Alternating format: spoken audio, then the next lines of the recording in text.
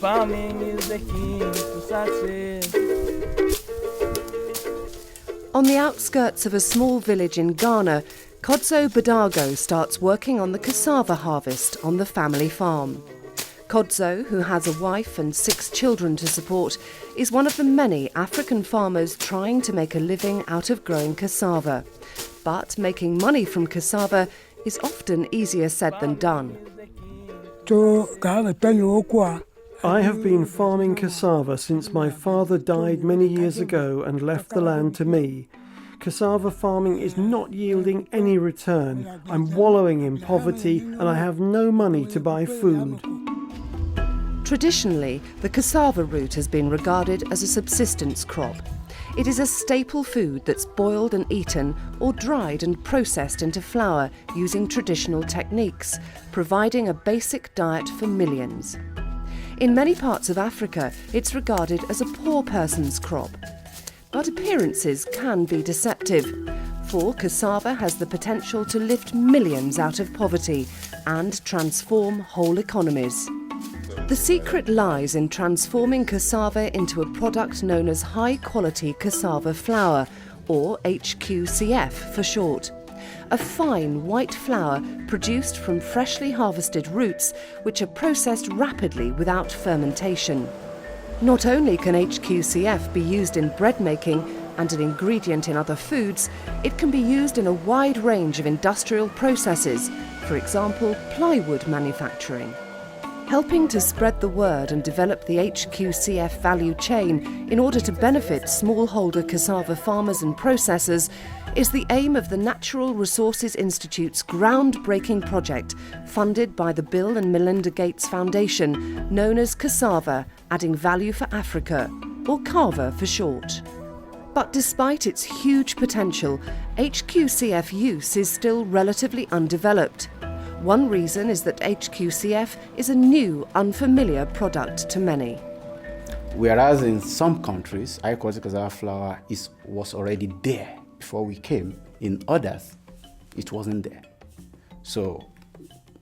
But as people get to know that high quality cassava flour is different from what they used to know as cassava flour, then acceptance level begin to shoot up.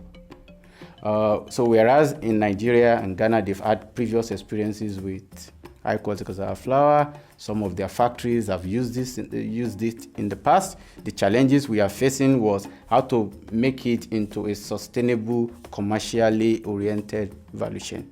That was a different challenge.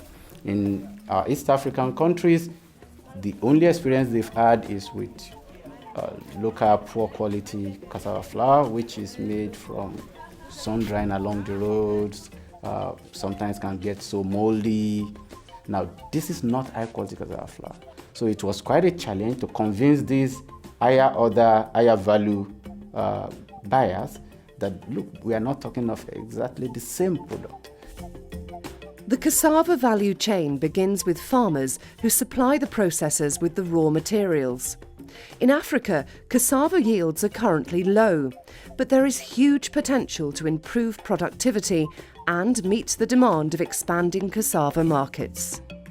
The next link in the value chain are the processors who turn fresh cassava into HQCF. The scale of HQCF production varies among countries. In some, it is produced at village level by processing groups using simple equipment, while in others, it's a product of small, medium and large-scale enterprises. The final link in the chain are the end users, who use the HQCF to make various different products. Because HQCF is a new product, creating awareness of its uses among potential customers is very important. The CAVA project has been responsible for numerous interventions at every stage of the value chain, such as training, introducing new technology, and identifying markets. Across all stages, CAVA links necessary players together to ensure the value chain functions correctly. And because each country faces its own unique challenges, the focus must vary from one country to the next. For example, in Uganda there have been major improvements in product quality and supply, and CAVA partners have built the capacity of HQCF farmer processing groups. This is essential to give end users and processors confidence that their demand can be met. One challenge has been to find new markets for HQCF, in addition to bread and biscuit making. And a big success story has been to make industrial paperboard manufacturers aware that HQCF can be used as a glue in the production process. And because HQCF is half the price of traditional cornstarch glue, demand for it is booming, creating new wealth and jobs, benefiting the wider economy. So the industries are very excited as I speak now. These end users want big quantities, but they want them on contract. The paperboard also wants big quantities, like 5 tons per week. And I would say that's the biggest achievement, that now the market wants the product and they are willing to sign contracts with the processing associations. In Tanzania, there have been successful interventions all along the value chain. Farmers have received help and advice on best practices, which has led to increased yield to meet rising demand. New technologies have been introduced to village processing groups to make HQCF production more efficient, as well as more women-friendly. And links have been formed between the diverse network of farmer groups in Tanzania and the end-user markets. When we started, the kind of technology, processing technology farmers were using were not female-friendly. In the process, there is a stage where you have to squeeze water from a wet mash cassava. That was the technology at that time was a screw press that would really require masculine to do that. So that was not friendly for women. In the intervention, we introduced a hydraulic jack press. And now women can easily squeeze out water. So this way we think that women are much more benefiting. And the other side was also on the transportation of the routes from the farms to the processing centers. In the beginning, most of these females were to carry these logs of cassava roots to the processing site. But when business environment improved, when they could sell more of this HQCF into these industries, they gain more money. They can now employ youth within their villages to carry on bicycles, on power tillers, the roots from the field to the processing site. So that way I think women are benefiting enough.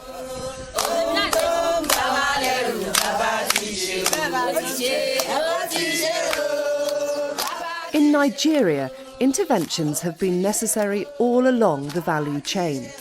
National policy has increasingly supported cassava value chain development, adopting the CAVA approach, and creating further opportunities for market development.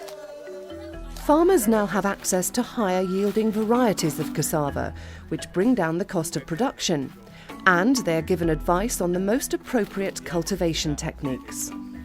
One big success story has been the development of better processing technologies. New, highly efficient flash dryers have been developed which benefit farmers and processors. New markets for HQCF have also been identified. It means that Nigeria has arguably the most developed HQCF value chain in Africa. Well, I will take the flash dryer fabricator Nobes. Nobes at Lagos, before I met him, was unable to produce one single flash dryer. And today, he has produced a flash dryer going to Malawi. It's a lot of opportunity for him in terms of experience, international exposure, in terms of competing in the world, and also gaining more investors that will be buying his facility. At present, the Lagos state government has already bought one of the new flash dryer that is going to install for them in their factory in Lagos State. And you know the implication. So there will be a lot of money, lot of opportunity, and it will also employ other people and other service providers. So it's like establishing another industry within the value chain. In Ghana, yields have been dramatically increased, and the huge potential of HQCF has begun to capture the imagination of central government, which has drawn up a national policy to encourage the use of HQCF. Finding new markets has been both a challenge and a success story. Professional bakers and caterers are beginning to understand the benefits of using HQCF. So too are business owners in other industry sectors. Although it often takes hard work by the CAVA project team to get the message through. The project introduced the high quality cassava flour to this company and linked the company up to a plywood manufacturer. Now, initially, the company did not appreciate the difference between the product that we are marketing and the existing traditional product, which is of a lower quality. But then the entrepreneur brought in the chief executive of that company to his factory, took him through the process that they go through to produce high quality cassava flour. And when he got convinced, he was willing to offer them a higher price for the product than he initially decided to offer them. And within, that is a year after that, the company was adjudged the best district processor within the district where it was located.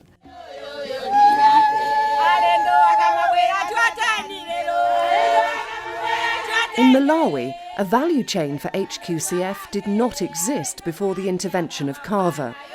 The project established the cassava processing industry, working closely with village processing groups. Farmers have received technical support and advice on improving yields, and new markets in the paperboard and food sectors have been identified. But now new processing facilities are being created, and as a result, HQCF is transforming the lives of individuals and even whole communities in unexpected ways. Like one group in the Mulanje region, who used to make makaka, a poor quality cassava flour. They used to grow cassava, but were producing makaka, which they were selling at about $40 per ton to vendors who were coming around. They were buying it and selling it to biscuit companies. We turned this group to start processing high quality flour, and they are now able to sell their product, the high quality flour, at about $600 per ton to the same biscuit companies, but also to the raw areas. Because of the excitement which this generated, they decided to mold the bricks. Now they're in the process of constructing a proper processing and storage structure. And when the government noticed their effort, they sent in people to survey the place to install electricity. So maybe in the next month they'll have electricity in that village in the raw areas because of the CAVA import. And that's quite exciting, actually.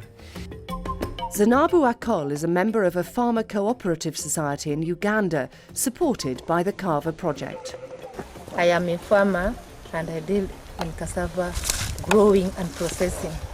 Out of sunflower growing and all the skills and knowledge that I've acquired, I managed to get good money, increased income in my family, and I was able to buy a set of oxen for plowing, for opening my land. I'm also able to educate my children up to higher level. And I'm also able to use that money for buying my turkeys. I've also managed to have other projects like citrus growing through cassava, money and also skills.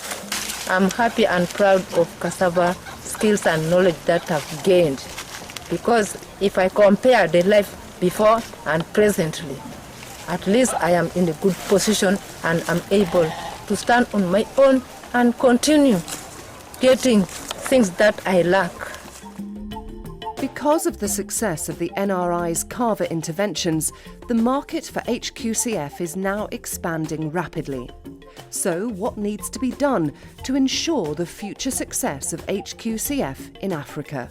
Two sets of objectives in terms of moving forward. One objective is to continue to grow the production of high quality cassava flour to meet these expanding new market opportunities that we've discovered.